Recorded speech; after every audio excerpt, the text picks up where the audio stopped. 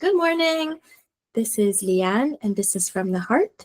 And today I'd like to discuss having the cord around the baby's neck. So, a question that came to me was, how do I know that my baby has the cord around the neck?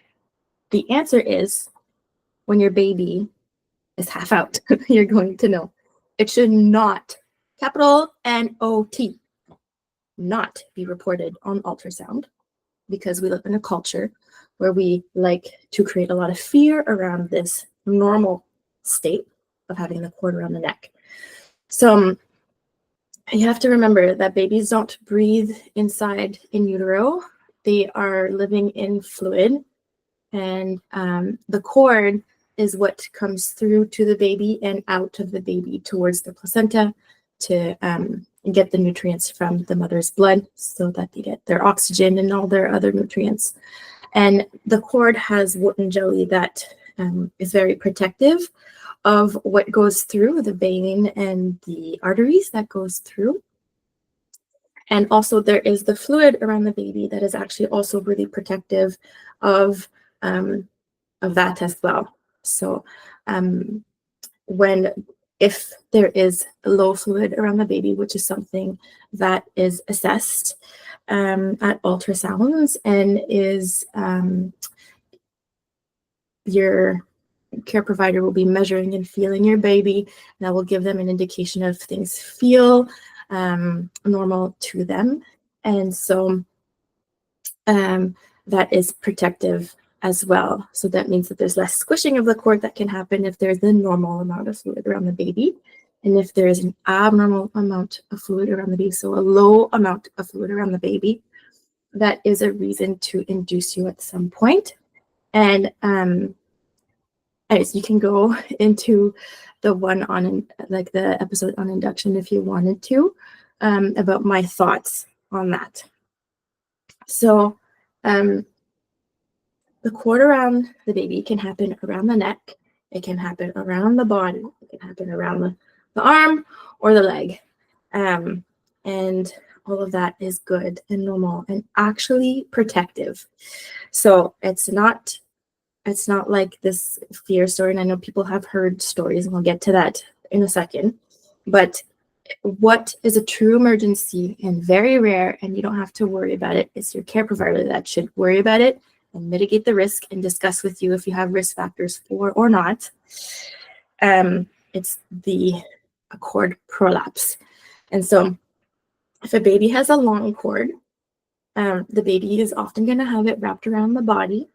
And that's really good, because if the cord was just hanging about and then could come down and pass the baby's head, that is an emergency, because the squishing that happens would actually squish the cord, and that will be problematic. So if in labor the cord comes down after the water is broken and then squishes, is squished by the contractions that are bringing the baby down, that is an emergency.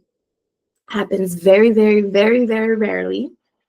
And so if ever your care provider wants to break your waters, a good question to ask is, how engaged is my baby's head? Is it engaged or not?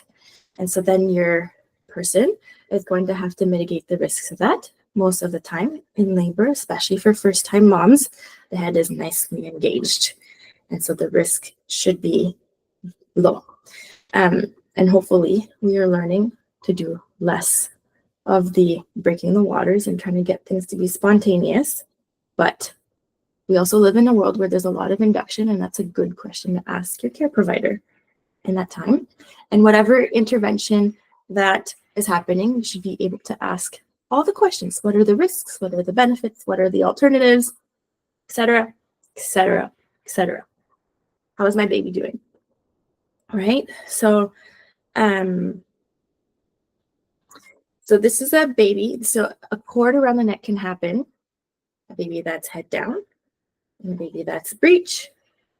This is a frank breech. This is a complete breech. This is, an incomplete breech. And a baby that's standing up in your uterus with the hips extended or the knees flexed and the hips extended is a footling, which is actually really rare to have a baby that's standing up in utero when you are term, which is something that I like to say over and over again because we have not learned that thoroughly in the world of, baby catching. So, must be repeated. So the cord around the neck happens 30% of the time. 30% of the time. So out of the horror stories that people like to read about in Dr. Google's forums, he should be fired. Fire him, report him to the college. The stories don't make sense. They're not complete. There is abnormal fetal heart rate in 80% of all labors.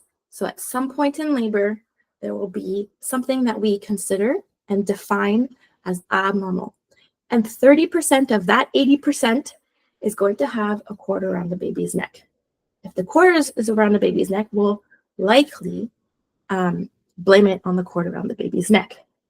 And if the baby is not born yet, we might say, oh, this abnormal fetal heart rate might be because there's a baby around the baby. There might be a cord around the baby's neck. And then there might not be at the end.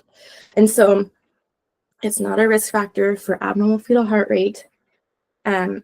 Babies have a lot of protection around them to, we have evolved to have long cords. So an average cord is 60 centimeters. There's 30, 60.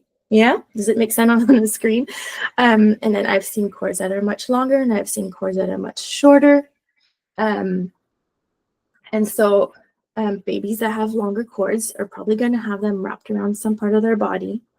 And that's a good thing. It potentially prevents from having a cord that comes down past the baby's head and then gets compressed as the baby comes down with the contractions.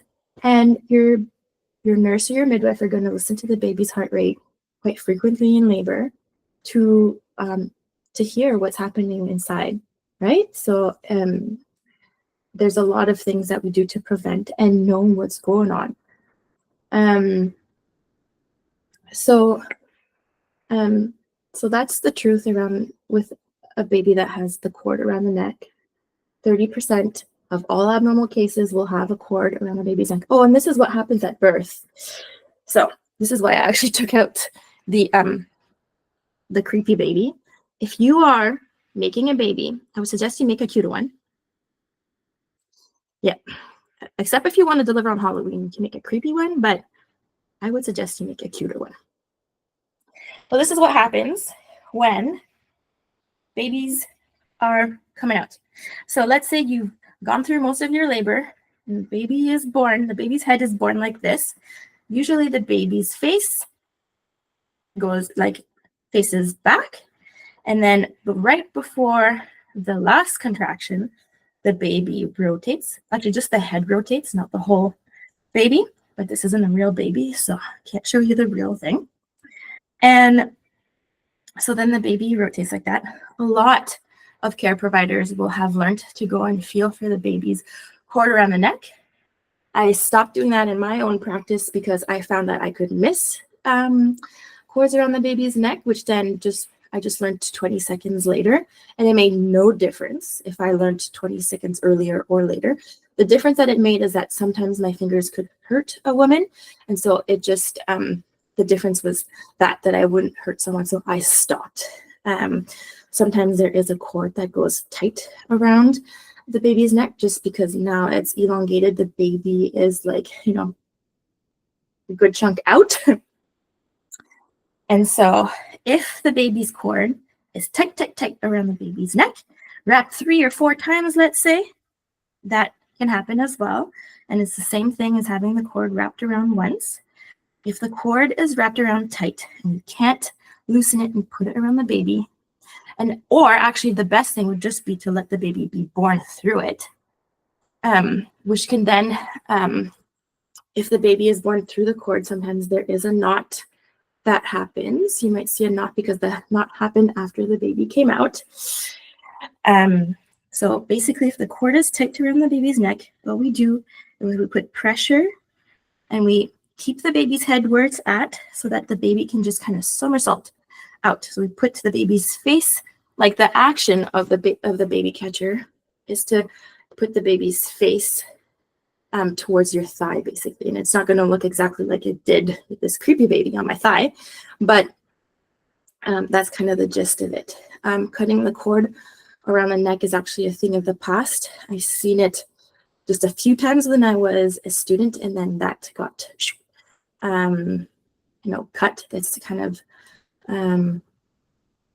dangerous to do that, just because if there's what we call a shoulder dystocia, which is sometimes an emergency, we want that cord to be pulsating blood to the baby.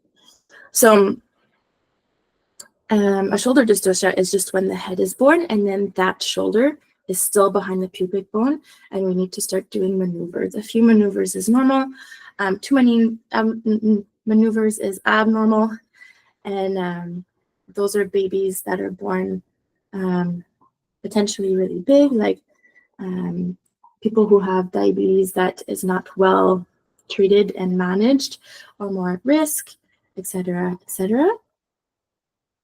So your care provider will talk to you about that as well.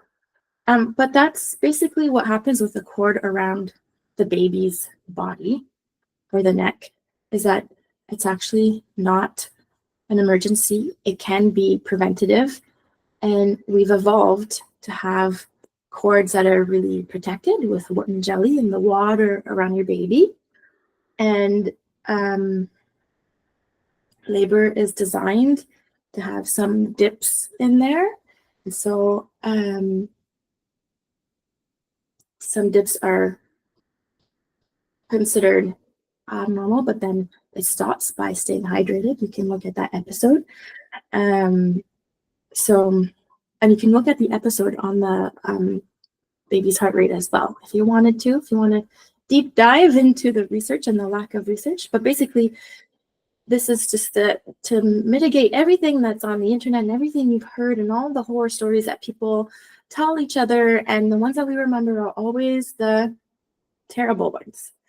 If you're pregnant, it's time to look for the positive ones. And the positive ones are the ones that happen so much more. And also we need to, I could say so much about fear around birth. But basically, please fire Dr. Google. And if you're going to use Dr. Google, you use the word positive birth stories. If you want to expand, and you want to just avoid having to going through some that aren't positive, you can just look at Iname's books, where she's got half of her 2 books on birth are positive stories. Maybe I should interview someone who has the cord around the neck so that people can actually hear that it's really, truly okay to have a cord around the neck. But it's so normal to have the cord around the neck that I can't even remember who has a cord around the neck. And basically, when I was a midwife, I would just say I could deal with a cord around the neck in my sleep. So please don't worry about the cord around the neck. Yeah? Okay. 2 things to remember. Don't worry about the cord around the neck. Make a cuter baby. Not so creepy. Okay?